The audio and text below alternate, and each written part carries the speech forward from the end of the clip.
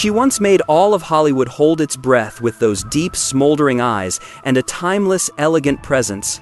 But few people know Diane Lane once came shockingly close to quitting acting to protect a devastating personal secret. From the teenage girl who graced the cover of Time at just 14, she rose straight to the top, starring alongside giants like Richard Gere and Josh Brolin. Yet behind the spotlights were tangled relationships, a controversial divorce, and private photos kept hidden for decades. So, what made millions of men fall hopelessly in love with her? The rare moments, the untold secrets. You won't believe what you're about to see in this video. Diane Lane was born on January 22, 1965 inches, New York City. Her mother, Colleen Lee Farrington, was a full-time Playboy model, but most evenings she spent singing in nightclubs. And perhaps that was the reason Diane fell in love with the entertainment world so early. Just 6 days after Diane was born, her parents already began to clash, arguing toward an almost inevitable divorce. In the end, they let Diane stay with her mother, a decision that seemed simple at the time, but ended up shaping a childhood full of wounds. Colleen loved freedom, loved traveling, loved the late nights singing her heart out, and somewhere along the way, she no longer wanted the responsibility of being a mother.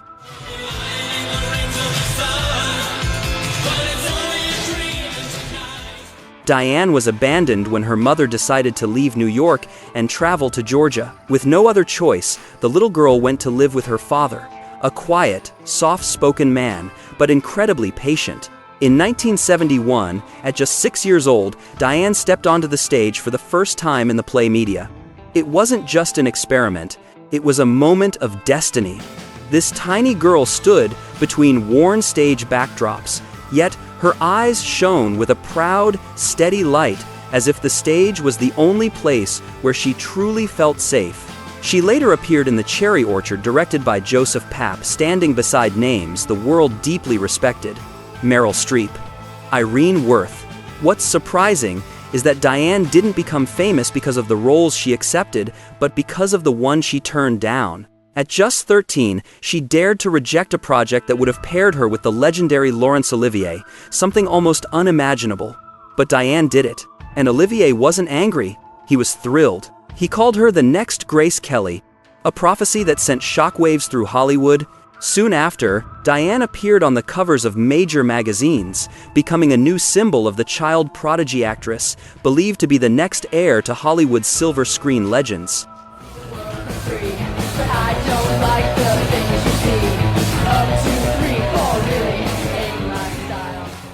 But while she was soaring on stage and in front of the camera, her school life fell apart. She hated school because school stole the time she needed to perform. Her grades plummeted, she lost focus, and amid her struggle to juggle childhood and fame, something strange happened. Her mother returned and secretly kidnapped her, not once but multiple times. This led to a tense legal battle, making Diane's already fragile childhood even more chaotic. After being returned to her father, Diane chose not to speak to her mother for 3 years, a haunting silence, longer and heavier than any role she ever played. At 15, Diane made a decision she would later call the most impulsive choice of her life. She declared independence from her father and flew to Los Angeles to film Child Bride of Short Creek. She admitted it was the result of having too much freedom at too young an age. In reality, Diane was running toward a sense of belonging, something she never felt at home, and certainly not at school. After a few months of trying out college, Diane walked away for good. She knew her dreams didn't live inside classrooms.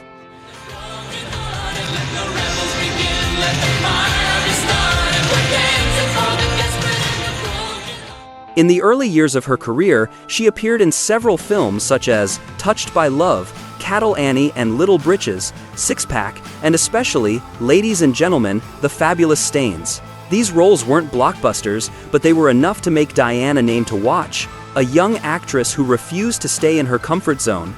But attention wasn't what Diane truly wanted. She longed for a role that would genuinely change her life.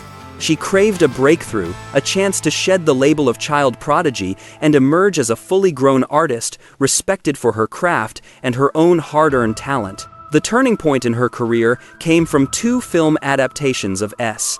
E. Hinton's novels, The Outsiders and Rumblefish. These films were like a doorway into a new era of young Hollywood, where names like Tom Cruise, Rob Lowe, Nicolas Cage, and Matt Dillon gradually rose into cinematic icons. In that electric atmosphere, Diane was seen as the undisputed female leader of the new Rat Pack generation, a title that was both glamorous and unbearably heavy. Just as her career was soaring, Diane found herself caught in a whirlwind of expectations and pressure.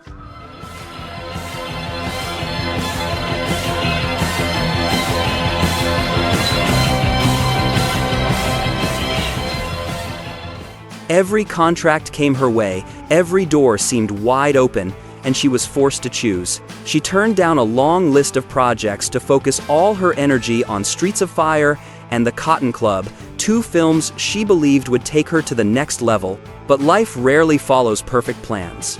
Both films flopped spectacularly, both critically and commercially, pushing Diane into an unplanned hiatus. Audiences don't forget easily. They watched Diane slow down with a mix of disappointment and doubt. And when she finally felt ready to return, she realized Hollywood wasn't welcoming her the way it once had. Her roles in The Big Town and Lady Beware made only the faintest ripple, nowhere near enough to restore the status she had once commanded. It felt like every effort simply dissolved into thin air. It wasn't until 1989 that luck finally came back to her. Her role in the TV miniseries Lonesome Dove became the unexpected revival shot she desperately needed. For the first time in her career, Diane earned an Emmy nomination. A late recognition, but a deserved one. Yet, even as one door opened, she missed out on a historic opportunity, the role of Vivian Ward in Pretty Woman. A scheduling conflict forced her to decline, and she watched Julia Roberts skyrocket to A-list fame with the very role Diane had to walk away from.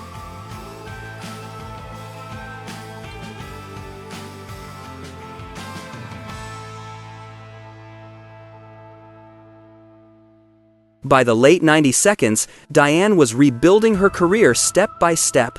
Then, in 1999, A Walk on the Moon arrived like a long-awaited ray of light. The film featured Liev Schreiber, Viggo Mortensen, and Anna Paquin, but the glowing praise was reserved for Diane. Director Tony Goldwyn said she possessed a kind of smoldering sensuality that doesn't need to be flaunted. For her performance, Diane earned an Independent Spirit Award nomination. But all of that was merely the prelude to the biggest explosion of her career, Unfaithful, 2002. The steamy, emotionally charged thriller propelled Diane Lane into international stardom.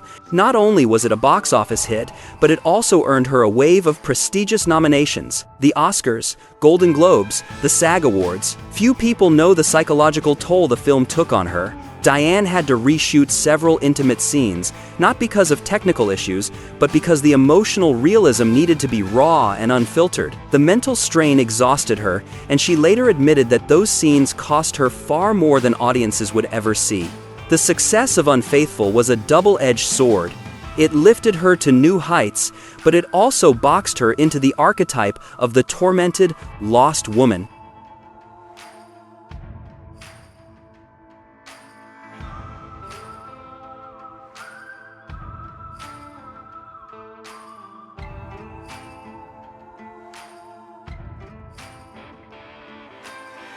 With the spotlight back on her, Diane began to feel trapped.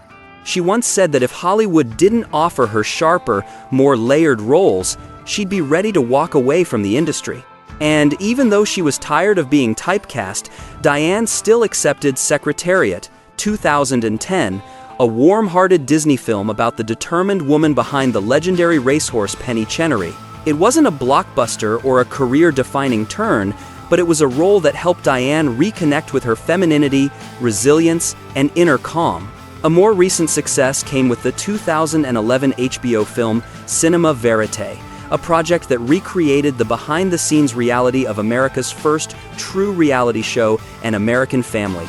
Diane's layered, complex, and emotionally raw performance earned her a new wave of prestigious nominations: the Emmy, SAG, Satellite, and Golden Globe Awards, and just like in her career, Diane Lane continued to face similar hardships and heartbreak in her personal life.